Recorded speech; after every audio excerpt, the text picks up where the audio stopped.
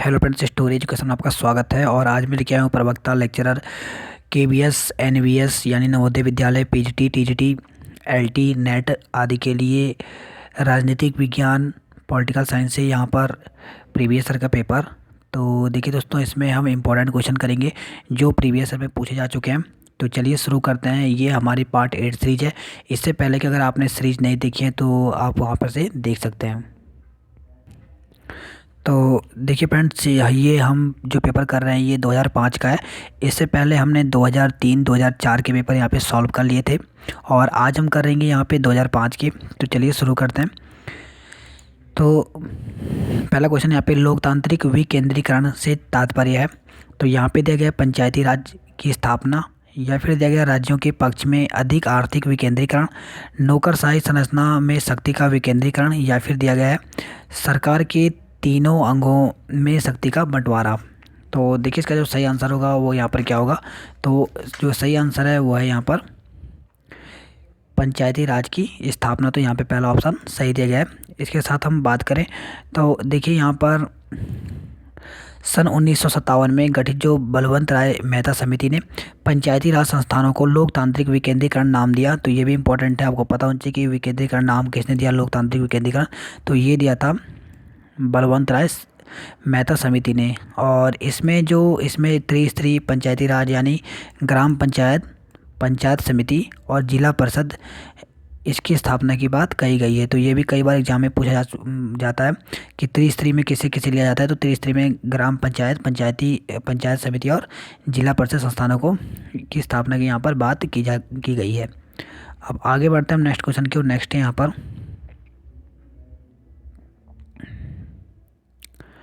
Next question यहाँ पे सामुदायिक विकास कार्यक्रम का आरंभ किया गया था। तो सामुदायिक जो विकास कार्यक्रम का जो आरंभ किया गया था ये 1952 ईस्वी में किया गया था। देखिए दोस्तों, नेहरू का जो लोकतांत्रिक तरीकों से अटूट विश्वास था। सन 1952 में उन्हीं की पहल पर सामुदायिक विकास कार्यक्रम का आरंभ हुआ।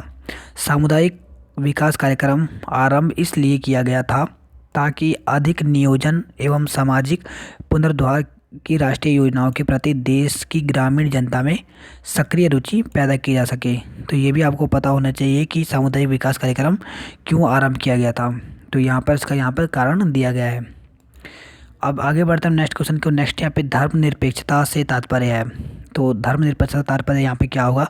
तो यहाँ पे देखा गया धर्म की राजनीतिक में से पृथकता, धार्मिक स्वतंत्रता, या फिर राज्य का कोई धर्म ना होना, या धार्मिक समानता। तो देखिए धर्मनिरपेक्षता का मतलब होता है राज्य का कोई धर्म ना होना। तो यहाँ पे थर्ड ऑप्शन जो दिया गया है वो यहाँ पे सही दिया गया है। देखिए यहाँ पे दिया गया है कि जो चैम्बर्स के शब्दकोश के अनुसार धर्मनिरपेक्षता वह विश्वास है जो राज्य नैतिकता, शिक्षा आदि को धर्म से स्वतंत्र रखता है। अब आगे बढ़ते हैं नेक्स्ट क्वेश्चन की। नेक्स्ट ही आ गया यहाँ पे राष्ट्रीय पार्टी की श्रेणी प्राप्त करने के लिए किसी भारतीय राजनीतिक पार्टी को कम से कम कितने राज्यों में मतों के आधार पर मान्यता प्राप्त करना आवश्यक है। तो यहाँ पे देखिए 3, 4, 5 या 6। तो सही आंसर है वो है यहाँ पे 4। देखिए 4 राज्यों से मतों के आधार पर पार्टी को राष्ट्रीय पार्टी की श्रेणी प्राप्त करने के लिए आवश्यक है। तो देखिए अगर राष्ट्रीय पार्टी बननी है तो कम से कम 4 राज्यों से क्या होना चाहिए, मतों को प्राप्त करना पड़ता है। आगे बढ़ते हैं हम यहाँ पे नेक्स्ट क्वेश्चन को। नेक्स्ट यहाँ पे केंद्र राज्य के मध्य शक्तियों का बंटवारा संविधान की किस अनुसूची में दिया गया है। तो यहाँ पे दिया गया 5वीं, 7वीं, 10वीं या 12वीं। तो ये दिया गया है 7वीं में।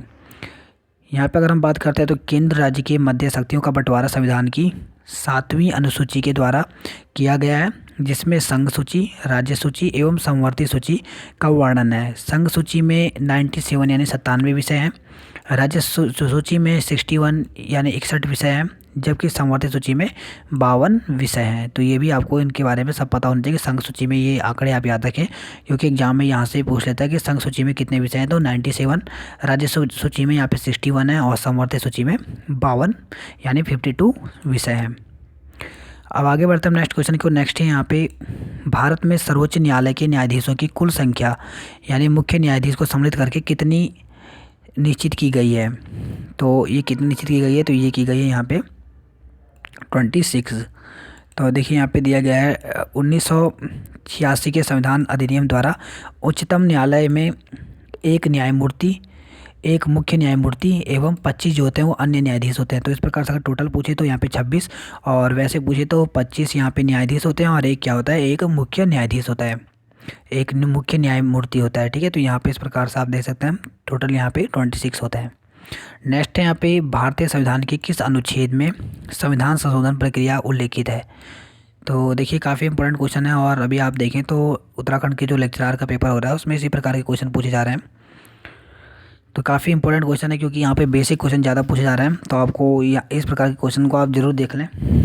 तो यहाँ पे पूछा गया, तो इसका जो सही आंसर होगा वो यहाँ पर सेकंड जो दिया गया वो यहाँ पे सही दिया गया है। देखिए दोस्तों, अनुच्छेद 368 के फर्स्ट में कहा गया है कि इस संविधान में किसी बात के होते हुए भी संसद अपनी संवैधानिक शक्ति का प्रयोग करते हुए इस संविधान के किसी भी उपबंध का परिवर्तन या निरसन के रूप में संशोधन इस अनुच्छेद के अधिकथित प्रक्रिया के अनुसार कर सकती है।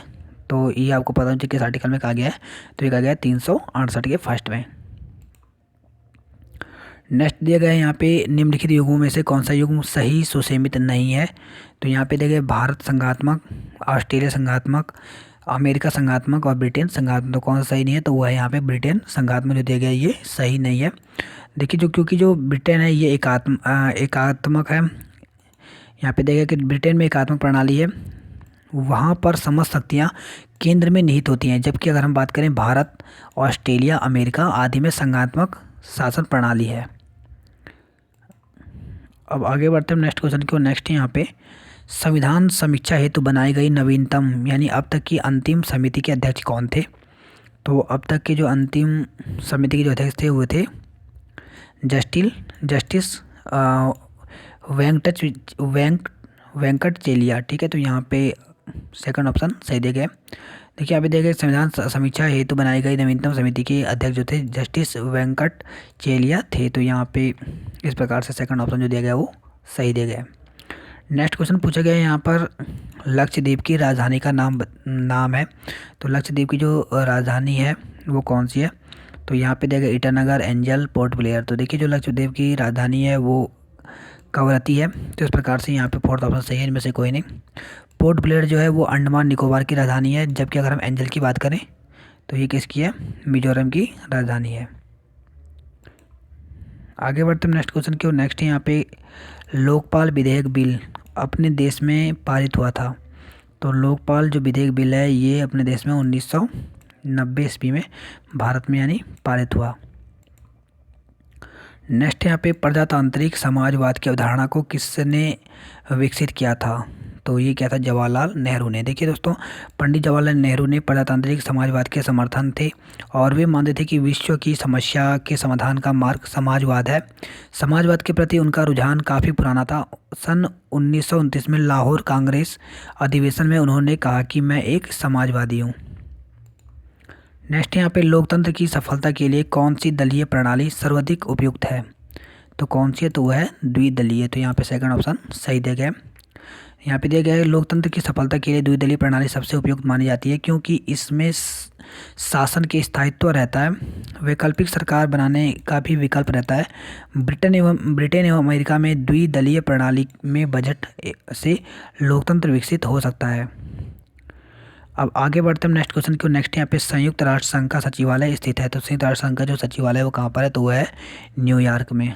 तो यहाँ पे सेकंड ऑप्शन जो दिया गया है वो यहाँ पे सही दिया गया है। इसके बारे में हम थोड़ा डिटेल्स जानते हैं। तो देखिए, संयुक्त राष्ट्र संघ का जो मुख्यालय ये न्यूयॉर्क में है। 14 दिसंबर 1946 को संयुक्त राष्ट्र संघ ने अपना मुख्यालय संयुक्त राज्य अमेरिका में रखने के पक्ष में मतदान किया। न्यूयॉर्क में ईस्ट नदी के किनारे 7 हेक्टेयर भूमि खरीदने के लिए अमेरिका के जॉन डी रॉकफेलर जूनियर ने $85 लाख की रकम दान दी। संगठन की इमारत 1852 में बनकर तैयार हुई थी। काफ़ी इंपॉर्टेंट लाइन है। न्यूयॉर्क के लोगों ने आइसलैंड में लेक सक्सेस पर अस्थायी मुख्यालय बनाया, और 10 जनवरी 1946 को लंदन में महासभा का प्रथम सत्र आयोजित हुआ। तो ये सभी की सभी लाइनें इंपॉर्टेंट हैं, और ये आपको डेट याद रखनी है। नेक्स्ट यहाँ पे, भारत की प्रथम पंचवर्षीय योजना का कार्यकाल था। तो ये काफ़ी इंपॉर्टेंट क्वेश्चन है, अलग अलग एग्जाम में पूछा जाता है। तो भारत की जो प्रथम पंचवर्षीय योजनाओं का जो कार्यकाल रहा ये 1951 से 1956 रहा। देखिए यहाँ पे देखा कि भारत की प्रथम पंचवर्षीय योजना 1951 से 1956 ईस्वी में प्रारंभ हुई। उस योजना के अध्यक्ष जो थे वो पंडित जवाहरलाल नेहरू थे। और इस योजना का जो मुख्य उद्देश्य है, ये कई बार एग्जाम में पूछा जा चुका है। तो इसका जो मुख्य उद्देश्य था वो था अर्थव्यवस्था के संतुलित विकास की प्रक्रिया प्रारंभ करना था। अब आगे बढ़ते हैं नेक्स्ट क्वेश्चन को। नेक्स्ट यहाँ पे मंडल आयोग गठित किया गया था। तो मंडल जो आयोग है ये सन 1979 ईस्वी में गठित किया।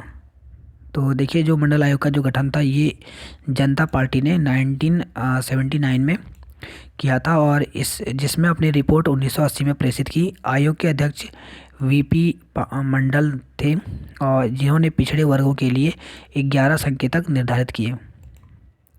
नेक्स्ट क्वेश्चन है पे संघ लोक सेवा आयोग के सदस्यों की नियुक्ति की जाती है। तो इसकी नियुक्ति कौन करता है? तो इसकी नियुक्ति करता है राष्ट्रपति के द्वारा की जाती है। तो यहाँ पे फोर्थ ऑप्शन सही दिया गया है।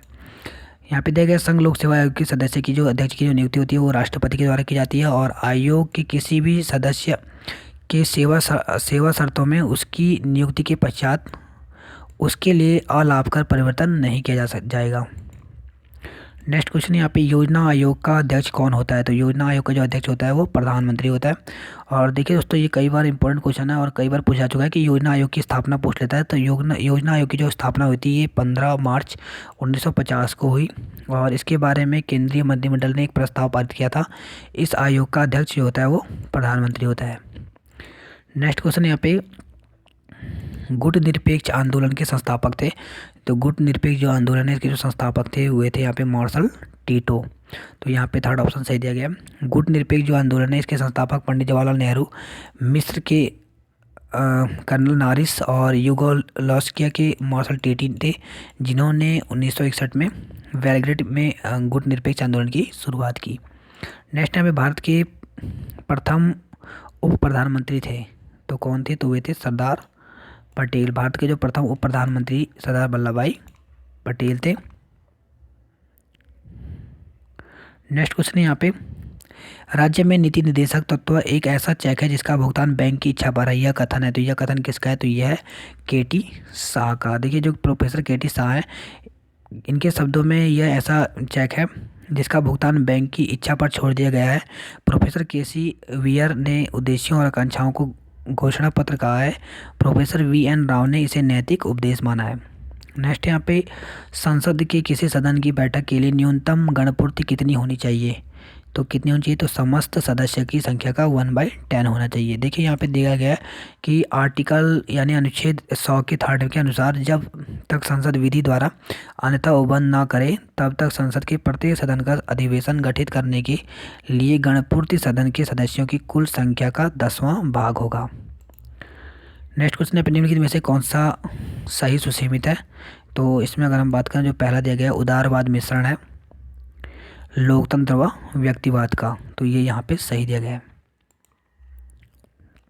और नेक्स्ट दिया गया है यहाँ पे आधुनिक राजनीतिक सिद्धांत के प्रमुख समर्थक हैं। तो आधुनिक राजनीतिक सिद्धांत के जो प्रमुख समर्थक हैं वो कौन है? तो यहाँ पे चार्ल्स मेरिल दिया गया है, डेविड स्टन दिया गया है, हेराल्ड लॉसवेल दिया गया, और ये सभी यहाँ पे सही दिए गए हैं। जो आधुनिक राजनीतिक सिद्धांत के जो प्रमुख समर्थक हैं वो चार्ल्स मेरियल, डेविड स्टन और हेराल्ड लॉसवेल हैं। तो देखिए दोस्तों इस पार्ट में हम यहीं तक करेंगे। इसके आगे जो हमारा 8 का जो बी पार्ट आएगा इसमें हम 26 से आगे के क्वेश्चन यहाँ पर करेंगे। तो जुड़े रहिए दोस्तों हमारे साथ, और अभी तक आपने मुझे लाइक सब्सक्राइब नहीं किया तो प्लीज़ कर लीजिए ताकि आपको इस प्रकार की जो वीडियो है वो आपको मिलती रहें।